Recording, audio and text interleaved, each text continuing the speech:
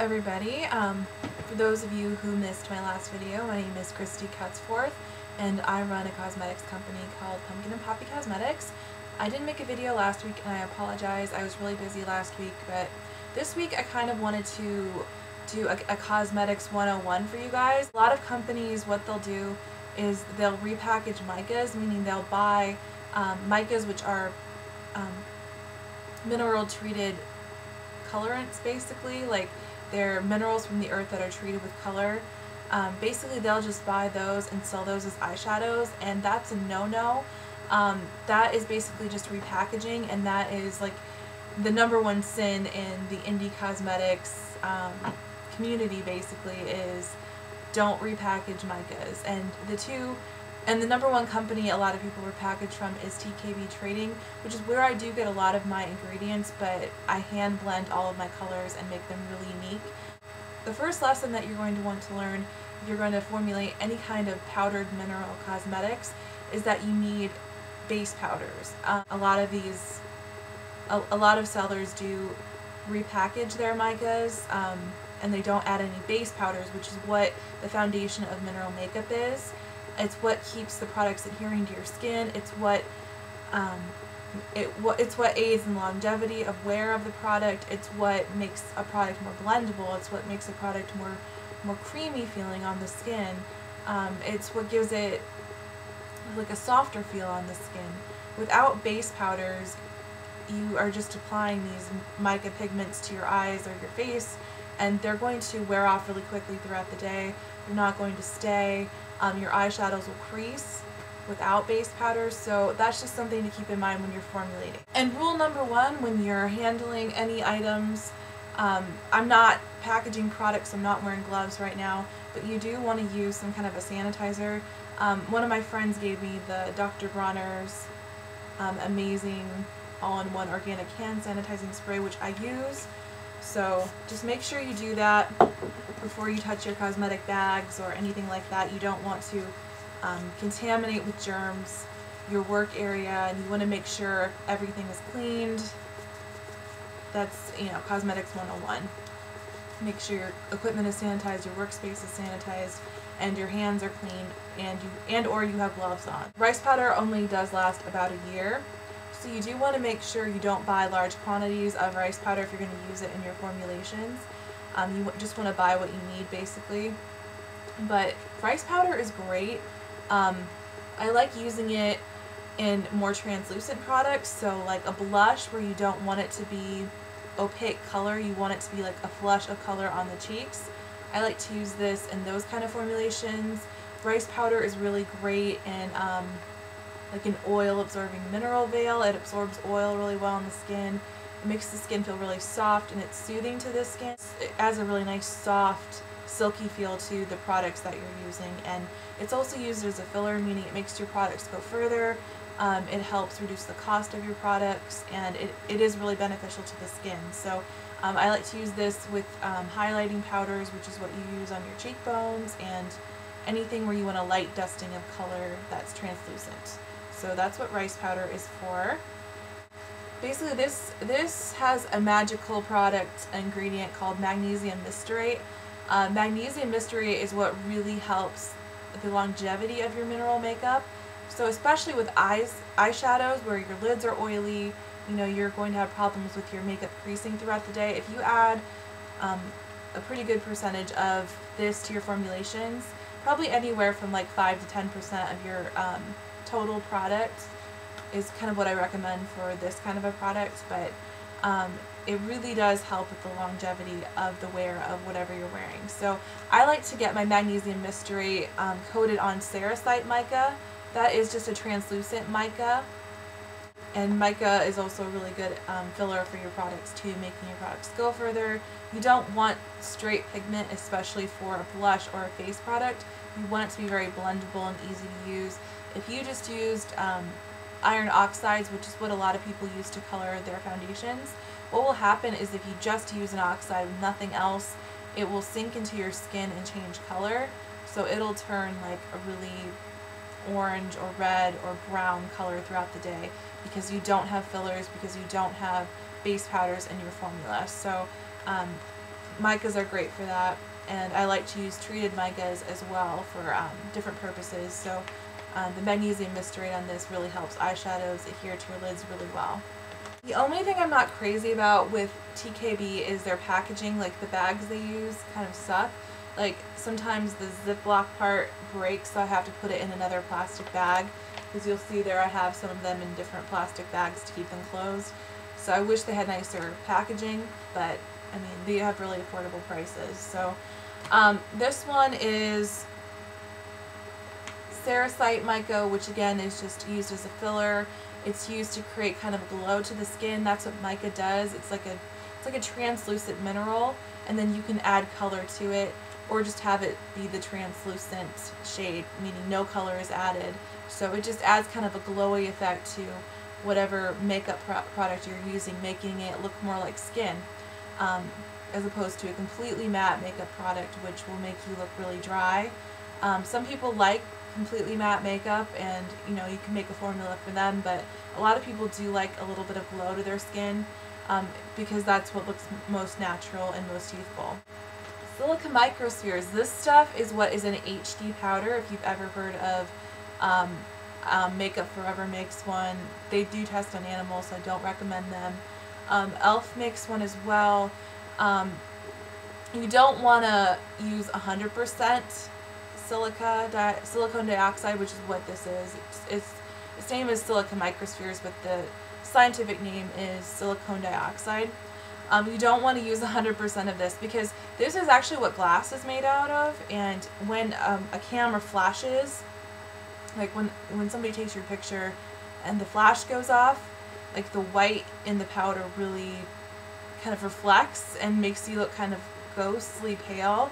I know a lot of like companies tout that as being something that you want when somebody takes your pictures, that you want this kind of glowy look or something, but if you just use 100% of this, you just get this big white flash.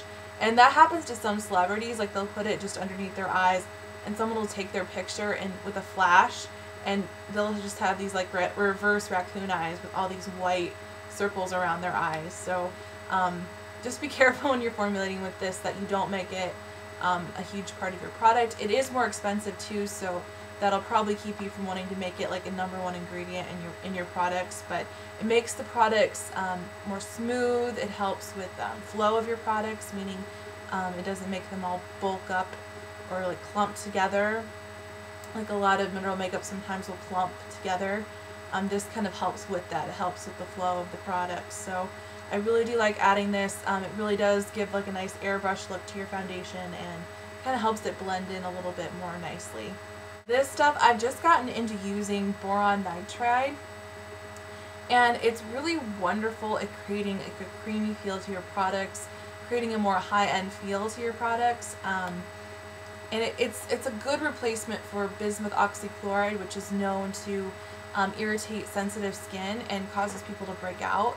So this is a good replacement for bismuth oxychloride in your foundations, in your eyeshadows. It creates a nice, not really like a glittery effect, but a little bit of a slight shimmer on the skin. It really just creates this glowy look without being glittery or over the top. So I've been loving using this in blushes especially. I think it just adds a really nice feel to blushes, and I do like using this in eyeshadows as well. It just creates kind of a creamy feel to the product and makes it more high-end feeling. This is a more pricey product as well, so that's why it does cost more to use this in your products, but people that are looking for a more high-end item will really appreciate that you're using this, because it really helps with the feel of the products. Laurel lysine. This is on the Cerussite mica again, so it really helps your budget. It gives you the benefits of the laurel lysine, but helps to extend it throughout your products, so you're not paying quite as much money.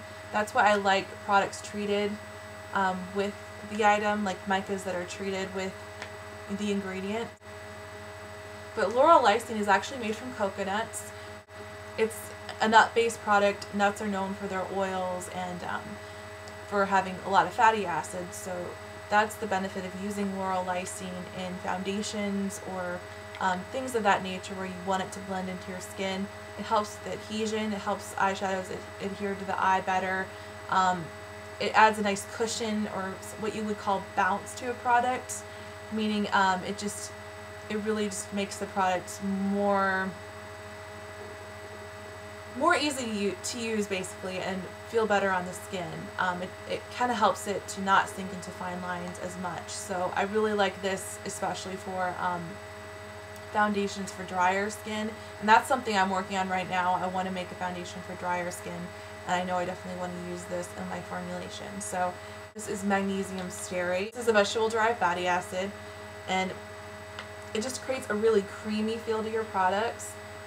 It really helps your products look more like your actual skin, as opposed to a powdery look, which is why a lot of people don't like to wear mineral foundations, because it just looks like a layer of powder on top of the skin. This helps it to kind of not really absorb into the skin, but become more part of your skin, like adhere to the layer of your skin. So I really do like using this in my foundations in particular. I just think it adds such a nice feel to the product. It makes it feel not so dry on the skin. This is good in eyeshadows too, if you want your eyeshadows to have a nicer texture, a creamier texture. This is wonderful for adding to eyeshadows. Zinc oxide. This is a natural sunscreen and is one of the main ingredients used as the basis of mineral makeup. So titanium dioxide and zinc oxide are the two main ingredients used in lighter foundation formulas, at least, to give the opacity that you want. This is what provides the coverage that you need in a foundation. It makes it opaque, it makes it provide that flawless coverage that you need to your foundation. So in addition to that, it provides natural sunscreen. The FDA doesn't allow independent cosmetic formulators to say the SPF of their products, just because you have to do testing for that, and it costs a lot of money to do that. So you can't make those kind of claims, but I think if you use 20 to 30% in your formulations, you do have at least SPF 20, as far as I'm aware. But, you know, again, I can't really say that officially, but it does give good sun protection. Yeah, see, this is one of those instances where I had to put it in a bag because the plastic bag broke. But this is titanium dioxide, and there are two kinds of titanium dioxide. There's water dispersible and there's oil dispersible. Water dispersible means you could use that in a water-based product, or for more oily skin formulations. And the oil dispersible means it works with oils really well. It'd be better for drier skin formulations. So, and you can use it in soap and things like that too, that are oil-based, to make the color more opaque.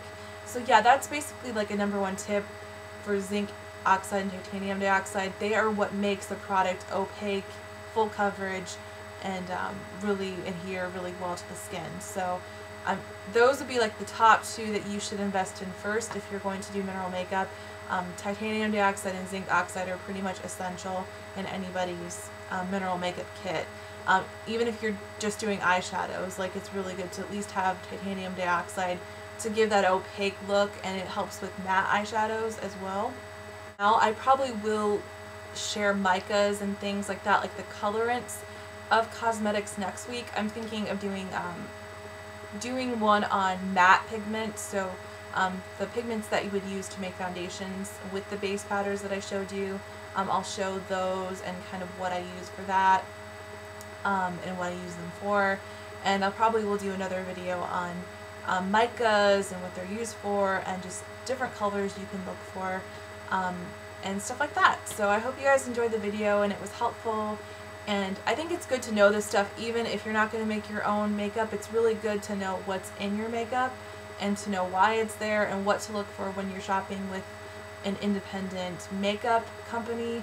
Make sure you look for companies that really do have those base powders in their products that will help the wear on your skin. And that's why not all mineral makeup is created equal, because you do have to really be considerate of the powders and the base powders you're using with your product.